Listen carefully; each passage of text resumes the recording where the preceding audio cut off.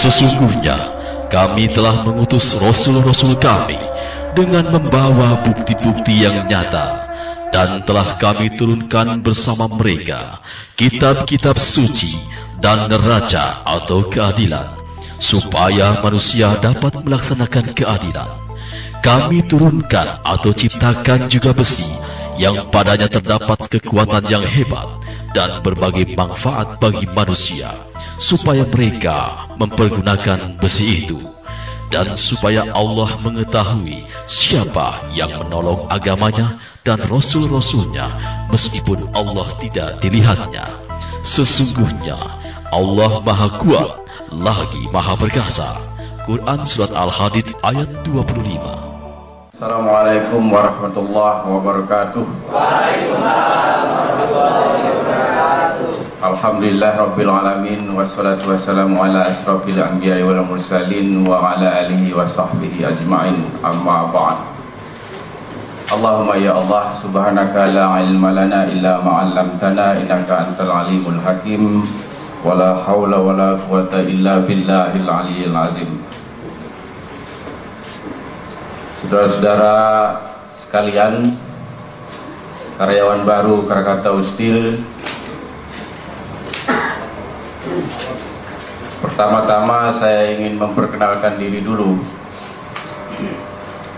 Bulan Juli ya, D3, pada waktu penyerahan program D3 saya hadir dan sempat memperkenalkan diri, tetapi ketika ada acara penyerahan yang S1 belum ya? S1 saya tidak hadir. Nama saya Raden Gunawan. Mudah diingat karena namanya nama khas Indonesia.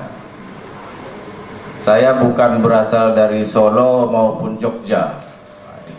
Jadi itu gampang diingat lagi. Jadi Raden Gunawan bukan dari Solo, bukan dari Jogja.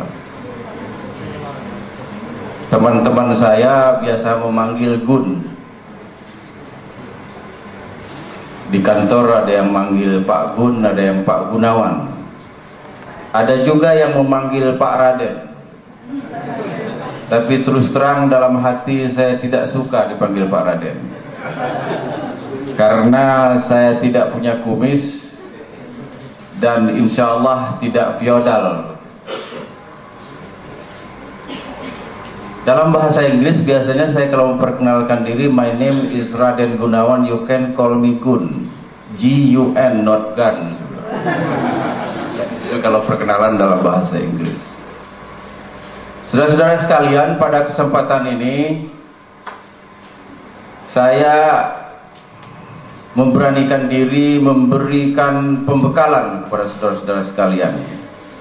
Kenapa saya berani dan harus berani?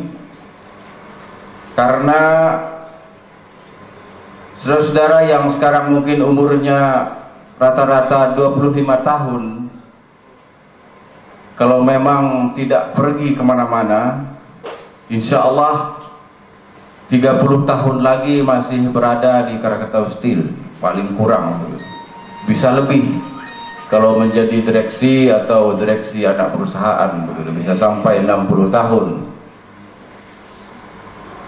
30 tahun lagi, artinya Anda akan terlibat dan akan menjadi saksi tercapai tidaknya visi Krakatau Steel 2020, yaitu 20 juta ton paling sedikit. Nah, oleh karena itu pada kesempatan ini saya ingin memberikan ilustrasi, gambaran, atau bahkan dasar-dasar keyakinan tentang pentingnya industri baja.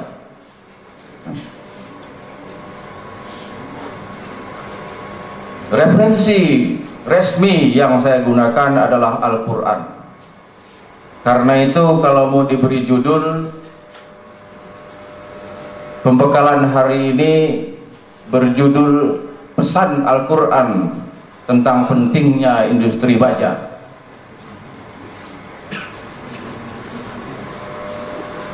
Saudara-saudara sekalian, saya diberi waktu maksimal 30 menit, tapi kita lihat saja nanti. Mudah-mudahan bisa pas, kalaupun lebih, insya Allah Allah berkenan. Dalam surat Al-Hadid ayat 25 saya bacakan, karena ini yang menjadi pegangan kita semua.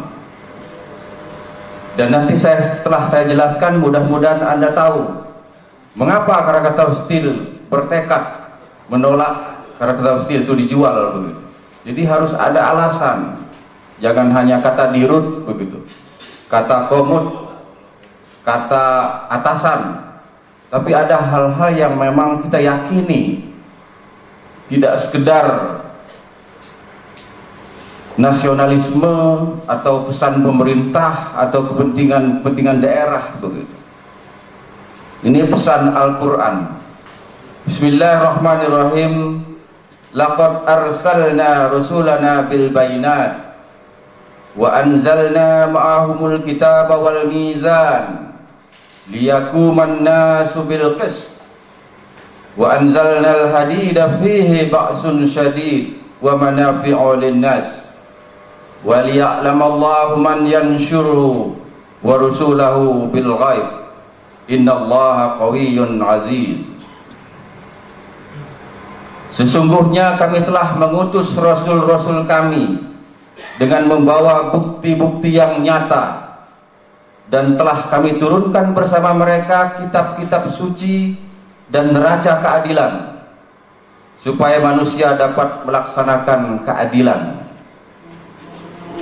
Kami turunkan juga besi yang padanya terdapat kekuatan yang hebat dan berbagai manfaat bagi manusia, supaya mereka mempergunakan besi itu, dan supaya Allah mengetahui siapa yang menolong agamanya dan rasul-rasulnya meskipun Allah tidak dilihatnya. Sesungguhnya Allah Maha Kuat lagi Maha Perkasa. Saya belum menemukan tafsir yang komprehensif mengenai ayat ini. Karena itu saya mencoba memahaminya sendiri dengan berbagai referensi. Ayat ini kalau dibaca secara utuh, ada hubungan antara pemutusan para rasul dan penciptaan besi baja. Satu ayat. Pada kalimat pertama disebutkan bahwa Allah mengutus para rasul untuk menegakkan keadilan. Dan fasilitas yang diberikan kepada para rasul untuk menegakkan keadilan diberi dua fasilitas, yaitu kitab dan timbangan. Kemudian pada kalimat kedua, kami turunkan besi baja, wa anzalnal hadida fihi ba'sun sadid wa manafi'u linnas. Kami turunkan besi baja yang memiliki kekuatan luar biasa dan bermanfaat bagi manusia. Kekuatan yang luar biasa itu bisa kamu gunakan untuk membangun persenjataan. Dilanjutkan dengan apa tujuan Allah menciptakan besi baja? Untuk menegakkan agama Allah. Itu bahasa agamanya begitu. Diterjemahkan dengan bahasa politik, bahasa ekonomi, bahasa teknologi. Aku turunkan besi dan baja agar kamu menguasai dunia. Teori apapun di dunia, hampir tidak mungkin sebuah negara bisa maju, apalagi bisa menguasai perekonomian, bahkan bersaing di kancah global tanpa didukung oleh industri baja. Sangat jelas pesan ayat ini.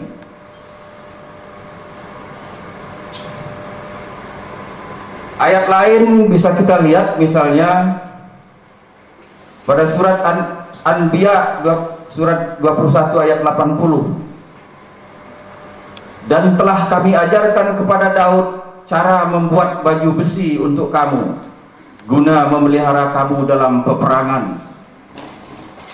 Sangat jelas dan spesifik Allah menjelaskan dalam surat ini. Allah menciptakan besi untuk persenjataan, untuk mempertahankan diri, untuk membangun sistem persenjataan. Kemudian saudara-saudara sekalian, banyak sekali ayat-ayat tentang jihad yang mungkin kalau saudara-saudara ketika masih mahasiswa sempat nonton Fitnah begitu ya, karya Geert Wilders, orang Belanda itu, dia menggunakan ayat-ayat jihad. Ayat-ayat jihad itu digunakan untuk menghina umat Islam. Dengan ayat-ayat itu dia mengatakan bahwa umat Islam itu memang senang berperang. Sebab memang ayat-ayat itu menganjurkan untuk kita bersiap-siap untuk berperang. Kita lihat surat An-Anfal surat 8 ayat 39. Dan perangilah mereka supaya jangan ada fitnah. Jadi ada perintah perang. Jadi kalau perintah perang, kita diperintahkan oleh Allah untuk berperang, apa yang harus kita persiapkan? Senjata. Apakah senjata kita itu terbuat dari bambu atau kayu atau pentungan? Tidak. Senjata itu terbuat dari baja. Jadi ketika kita diperintahkan untuk berperang, sesungguhnya kita diperintahkan untuk membangun sistem persenjataan. Ya, jelas. Kita ingin membangun misalnya sistem tenaga nuklir, tidak mungkin dibangun tanpa instalasi yang kokoh dan dapat diandalkan, terbuat dari konstruksi baja, special steel quality. Ayat lain,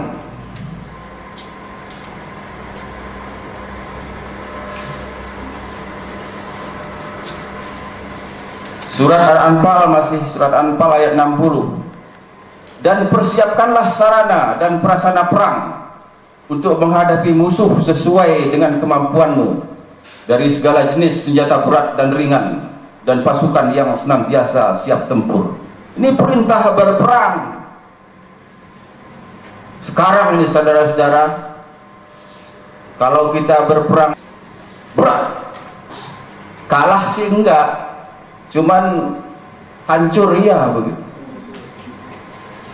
Mungkin perangnya berhenti karena nggak habis-habis kita, karena kebanyakan orang begitu, jadi berhenti sendiri. Ya, kita lihat sendiri ketika pulau kita lepas dan akan ada diambil lagi, betapa pedenya. Karena mereka tahu kita lemah angkatan bersenjatanya. Perhatikan ayat tadi, persiapkanlah sarana dan prasana perang untuk menghadapi musuh. Ayat lain, ini semua ayat-ayat digunakan oleh Geert Wilders untuk menghina, senang berperang. Tapi saya melihatnya bukan perintah berperang. Ini saya pernah berbicara di depan Sesko Angkatan Laut bulan Agustus di Serang. Ada sekitar banyak ini juga Bu, 80-an orang. Saya sampaikan kepada para letnan, kolonel, dan ada yang sudah brigadir jenderal, para komandannya itu. Saudara-saudara, saya bilang, saudara-saudara ini calon pemimpin masa depan. Tolong dipelajari itu ayat-ayat tentang jihad. Kalau ada ustadz ceramah mengajukan jihad, jangan ditangkap, saya bilang. Pelajari Pak, diskusikan dengan ustadznya di Sesko itu. Saya jelaskan ayat-ayat tadi.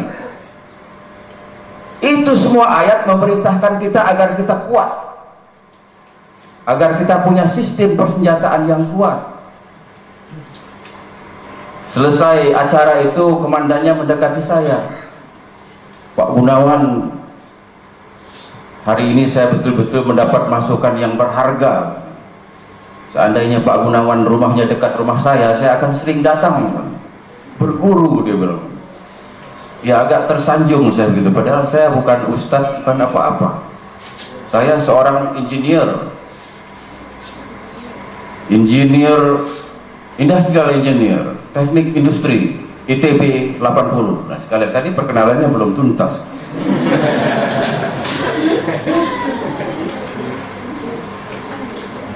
Itulah ayat-ayat pesan-pesan Al-Quran. Saya akhiri dulu, terima kasih. Wassalamualaikum warahmatullahi wabarakatuh.